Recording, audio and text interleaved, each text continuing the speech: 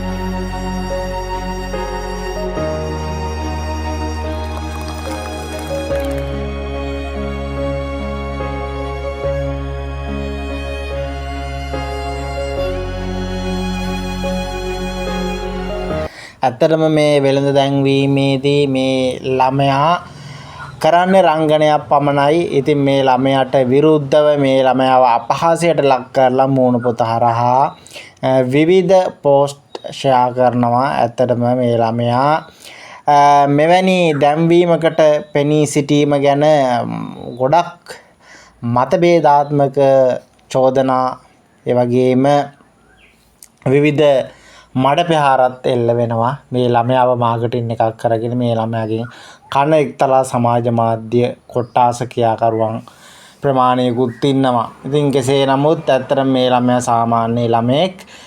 මේක රංගනයක් පමණයි. ඉතින් මෙහෙම මේ ළමයාව මානසිකව දිගින් දිගටම පීඩනයට ලක් කිරීම මගින් මේ ළමයාගේ මානසිකත්වය ගොඩාක් දුර්වල වෙන්න පුළුවන්. සමහර විට තමන්ගේ ජීවිතේ නැති කරගන්න තරමට පවා එන්න පුළුවන්. ඒක නිසා කරුණා කරලා කියන්න තියෙන්නේ දෙපැත්තකට බෙදලා රණ්ඩු වෙන්නේ නැතුව පාඩුවේ වැඩක් කරගෙන වැඩක් බලාගෙන ඉඳහන් අනුන්ගේ රෙද්දවල් හොයන්නේ නැතුව ඇඩ් එක බලලා බලපු විදියට ඉඳහන් අනම් මනම් කියෝ ෂෙයා කරන්නයි තමන්ගේ මතයයි අනුන්ගේ මත එක්ක ගැටෙන්නයි යන්න එපා බං.